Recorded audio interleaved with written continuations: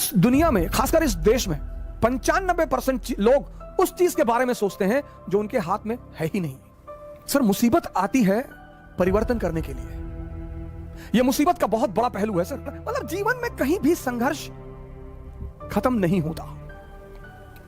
हम किसी भी घटना पर तुरंत निर्णय ले लेते हैं। आपको भगवान के निर्णय के बारे में क्या पता सर? सर, हर मुसीबत कुछ जीवन में परिवर्तन करने के लिए आती है सर।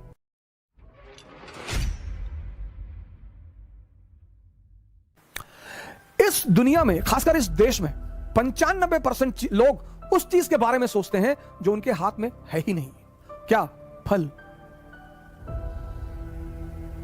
सर, आपको पता ही नहीं कल क्या होने जा रहा है। तो जब हमें कल का पता ही नहीं तो हम आज में रहें। और जितने लोगों ने अपने आज को सुधारना शुरू किया उनका कल बेहतरीन हो गया। क्योंकि जो कल के बारे में सोचते हैं वो आज कुछ कर ही नहीं पाएंगे, और जो पास्ट के बारे में सोचते हैं वो कुछ करेंगे। दो लोग निष्क्रिय हैं। जो कल के बारे में सोचते हैं वो तो थोड़ा बहुत कुछ करेंगे भी, लेकिन जो पास्ट के बारे में सोचते हैं, हमारे पिताजी गवर्नर थे, रहे होंगे, बहुत लोगों के पिताजी गवर्नर थे। सर, मुसीबत आती है परिवर्तन करने के लिए। यह मुसीबत का बहुत बड़ा पहलू है सर। मुसीबत जब भी आई, ये मेरे पिताजी ने मुझसे कहा, उन्हें गांव से भगा दिया गया तो बेचारे भगोड़े हो गए। वो गांव वालों ने भगा दिया, वो कोई पीछे था नहीं तो गांव वालों ने भगा दिया। तो माँ बाप दोनों बेचारे इधर उधर अपना भाट भटकते रहे।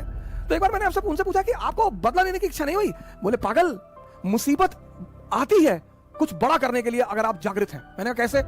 बोले, राम राजा बनने जा रहे थे। मेरी आदत है क्रॉस क्वेश्चन करने की। मैंने कहा कैसे? बोले, राम राजा बनने जा रहे थे। मैंने कहा हाँ। बोले, मुसीबत आ गई? हाँ। मैंने कहा बिल्कुल। बोले, 14 साल जंगल में रहे। मैंने कहा हाँ। बोले, उसी जंगल में रहकर भगवान बने। अगर राम के जीवन में जंगल को हटा दिया जाए, उस 14 साल की साधना को हटा दिया, आप देखिए 14 साल की साधना। पिताजी ने कहा कि देखो मुसीबत आई। मैंने कहा हाँ। बोले, वो मुसीबत को मैं उन्होंने मजा लेना शुरू कर दिया। तैयार है। पिता दशरथ कह रहे हैं कि तू मना कर दे। वादा तो मैंने किया था ना, तू मना कर दे कि मैं नहीं जाऊंगा, मैं देख लूंगा। अरे बोले, नहीं, जाना तो है ही है। और ये इस बात का संदेश है कि हर व्यक्ति को, वो चाहे भगवान ही क्यों ना हो, इतना बड़ा संदेश है कि हर व्यक्ति को इस जीवन में संघर्ष करना है। जो हंसकर करेगा वो राजा बनेगा। करना ही करना है सर। कोई दुनिया में ऐसा व्यक्ति है ही नहीं जिसको संघर्ष ना करना पड़ा हो सर। लेकिन जिसने संघर्ष में मजा लेना सीख लिया, आप अगर बहुत गौर से जीवन को देखें तो हम जब क्लास 10th में थे तो हमारी माता जी हमसे कहती थी कि बेटा 10th की पढ़ाई अगर कायदे से कर लोगे ना, बस 3 ही साल जीवन में पढ़ना है। मैंने कहा अच्छा? हाँ। बोली, बस 3 साल, 10th 11th 12th, और 3 साल अगर पढ़ लिए फिर जीवन में पढ़ना ही नहीं। हमें लगता है आपको भी कहा गया होगा कि बस 3 साल। अब आपने पढ़ लिया, 97.8% आपके मार्क्स आ गए। अब पता चला कि भैया अगर IIT निकल जाए, मेडिकल निकल जाए, KGMC मिल जाए, अरे फिर तो जीवन, आपने फिर से दम लगा दिया। IIT भी निकल गया। अब जब आप IIT से निकल आए तो फिर एक और बवाल हो गया। आपके मोहल्ले का एक लड़का IAS हो गया। पूरा खानदान में पूरा खानदान को दहेज में BMW मिल गई। 10 करोड़ कैश मिल गया। अब आपके पिताजी फिर आपकी तरफ पलटे कि तुम तो वैसे भी इस परिवार के चंगेज खान हो, तुम्हें किस बात का डर? तुमने कहा हाँ, चंगेज खान तो मैं हूं। हाँ। बोले, जब ये मामूली सा ये सिंह साहब का लड़का अगर IAS बन सका, तुम्हारे लिए क्या है? तुमने कहा बिल्कुल हमारे लिए क्या है।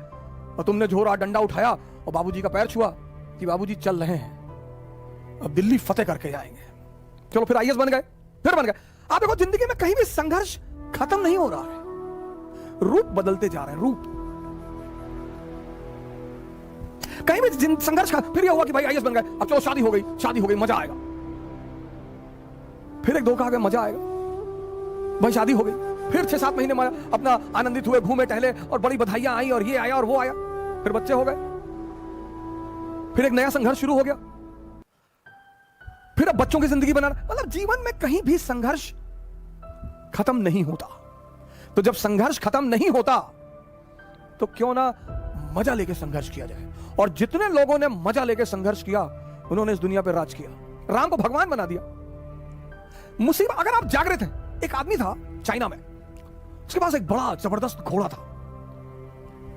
कैसे? जो व्यक्ति जागृत होता है उसका मुसीबत कुछ नहीं कर पाती। बहुत बड़ा नियम है जागृति सर, होश में रहना बहुत बड़ा नियम है।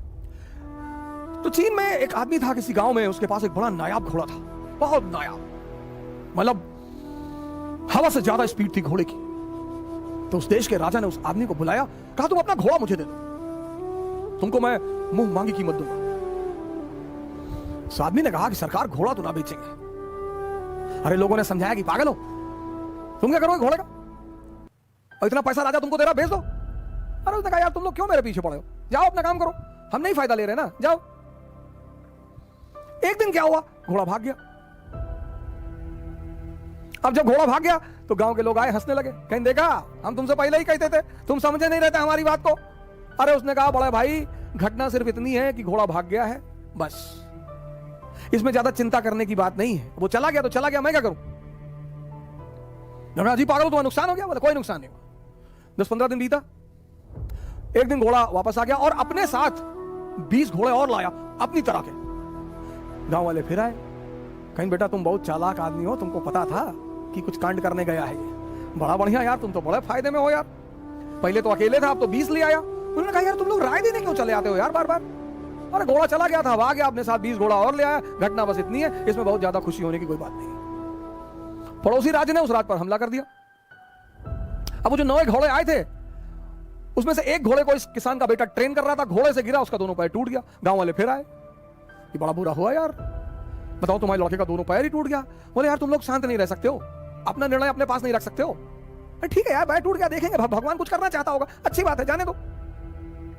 उसी वक्त पड़ोसी राज्य ने इस राज्य पर हमला कर दिया। गांव के जितने भी जवान लड़के थे सब सेना में बुला लिए गए, सिर्फ किसान का बेटा बचा, क्योंकि उसके पैर टूटे हुए थे। हम किसी भी घटना पर तुरंत निर्णय ले लेते हैं। आपको भगवान के निर्णय के बारे में क्या पता सर। सर हर मुसीबत कुछ जीवन में परिवर्तन करने के लिए आती है सर, अगर आप जागृत हैं तो। क्योंकि पिताजी कहते थे कि बेटा हम तो मध्यम वर्ग के लोग हैं, हमारे पास खोने को कुछ नहीं है।